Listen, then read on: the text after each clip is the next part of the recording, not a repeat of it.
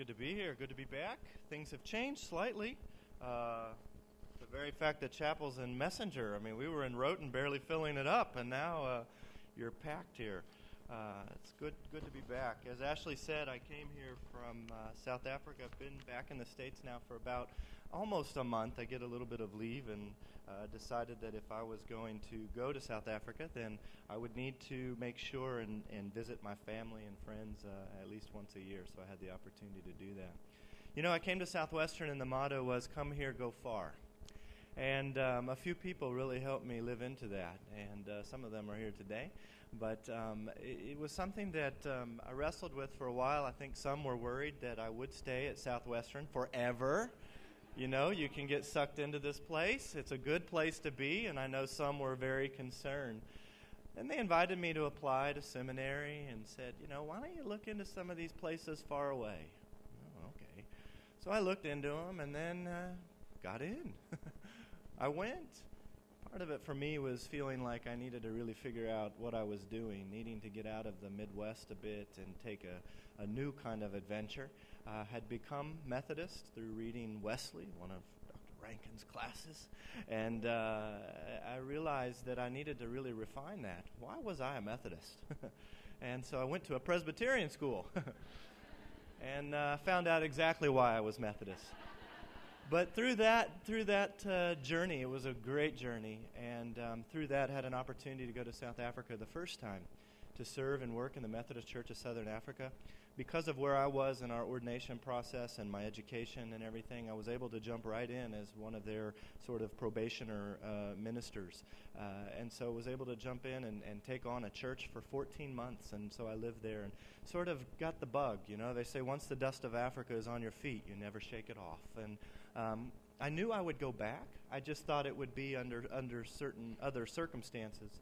Had an invitation. I did apply for some PhD work, thinking I wanted to do something in preaching, homiletics.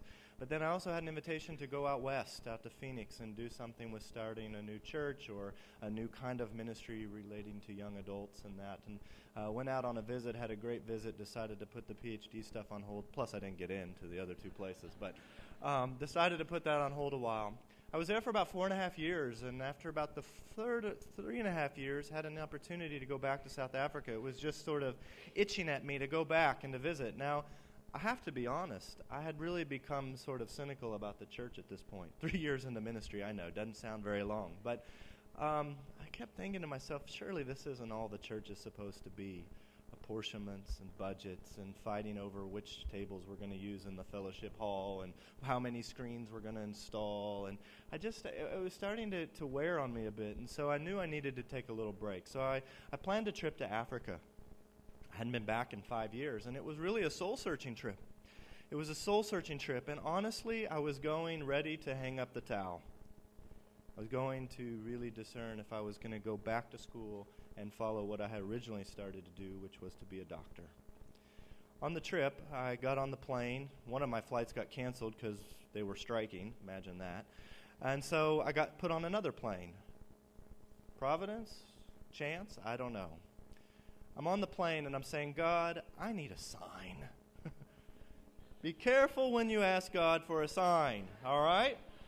I asked God for a sign, and I'm one of those people that if I ask God for a sign, what I really mean is I need God to hit me over the head with a 2x4, okay? So I asked God for a sign.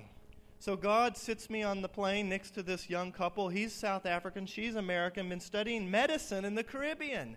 Now, I knew if I was going to go back to medical school, or go to medical school, really, I would need an alternative way of doing it because it just wasn't going to work the way. And I knew the Caribbean had a little bit alternative way of doing it. And so I really considered that. So I'm sitting next to this gal and her husband on the plane, and we're chatting, and I find out she's in her 3rd year, almost about to finish and everything, and I take this as a sign. Thank you, Lord. I know what I'm going to do. Africa's going to be wonderful because I'm going to reflect on that decision and plan my life. I knew I would be coming back to the States for at least a year to kind of do things, and I knew I'd be under a new appointment. I was trying to figure out how I'm going to tell my bishop, my DS, everybody else, people at Southwestern, that I'm leaving and going back to medicine. So, you know, it's a long flight to Africa, like 12 hours or so, 10 hours from England, you know. So I'm on this flight for a long time. And as I'm sitting on the flight, I get up to stretch. You know, the seats are narrow, all this, and my legs aren't the tiniest. And so I get up, and I'm on an aisle seat, but I want to stretch the other knee out. So I get up. There's an open seat in the front. There's I believe it was a Chinese man and his family. And I go to sit next to him. Just, sir, mind if I sit here for a few moments? No, go ahead. We get to chatting. Guess where he's going? To Durban, South Africa, because he is a Chinese pastor. Missionary pastor there to the Chinese community in Durban and the growing community in South Africa. And so then I said, Lord, what sign are you giving me now? Well, by the end of my trip to South Africa, I had the opportunity to really have a sense of a renewed call. I went to visit the society that I previously served. The minister there was very gracious, let me go and visit people, and even had opportunity to go to a Bible study, teach it, preach, and do some things. And I realized I wasn't working. I was serving the Lord and loving it. And so I had a renewed sense of call. And so I came back to the States, and through a series of weird events that happened there, I ended up sort of interviewing in a roundabout way. They had a position open in a church in South Africa. Now, I went there thinking that I would just plan something like an exchange. You know, a minister and his or her family would come over and serve in my appointment. I would serve in their appointment for a month, 2, 3 months. You know, I'd drive their car. They'd drive my car. I'd live on their stipend. They'd live on my stipend, you know. A real cultural exchange.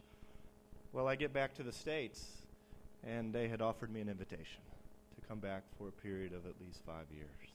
So I prayed about it, and it was just clear. Sometimes that thing that God puts before you is so clear that to deny that is to deny the very voice, the very Spirit of God. And so I started figuring out and praying about it further. I surrounded my prayer warriors, my prayer wagons, asking people to pray for me, not for the decision necessarily, but that pride and prejudice would not get in the way of this decision, that I wasn't just going to be running from something to something else, but that I was going to where God was calling me. And sure enough, that was the answer everyone came back to me with. Amazing how God works. So in January of this last year, I arrived back in South Africa after 5 years, starting in the 6th year.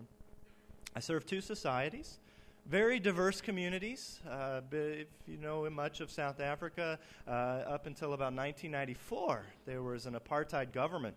And the apartheid government was basically one in which divided the communities into 3 groups: white, black, and colored.